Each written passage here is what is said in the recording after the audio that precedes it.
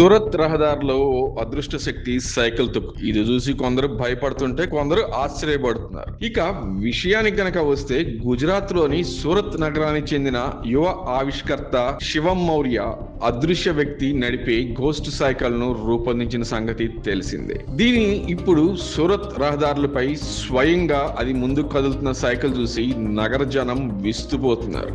దీనికి ghost cycle అని నామకరణం కూడా చేసేశారు.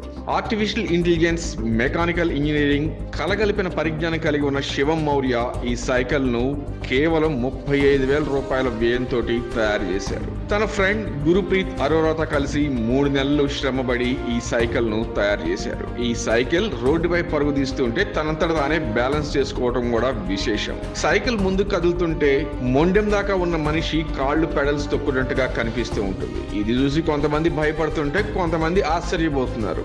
శివం రూపొందించిన ఈ యాంత్రిక వ్యవస్థ స్మార్ట్ ఫోన్ ద్వారా ఆదేశాలు ఇచ్చి సైకిల్ నియంత్రించవచ్చు. రిమోట్ కంట్రోల్ తో దూరం నుంచి ఆపరేట్ చేయవచ్చు. ఆర్టిఫిషియల్ ఇంటెలిజెన్స్ మోడ్ ద్వారా సైకిల్ ముందుగా నిర్ణయించిన మార్గంలో ప్రయాణించే సామర్థ్యం కలిగి ఉంది. ఇందులో అమర్చిన సెన్సార్లతో ఎదురుగా ఏవైనా అడ్డంకులు గనక వస్తే వాటిని గుర్తించి తన రూట్ ని పక్కకు మార్చుకుంటూ ఉంటుంది. ఈ విధంగా సైకిల్ పనిచేస్తుంది.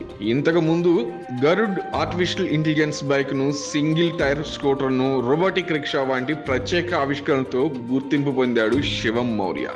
ఏవైనా గానీ ఇలాంటి ఇంజనీర్లకు గనక మన భారత ప్రభుత్వం వాళ్ళని ఎంకరేజ్ చేస్తే ఇలాంటి ఇన్నోవేటివ్స్ ఎన్నో బయటపడతాయి.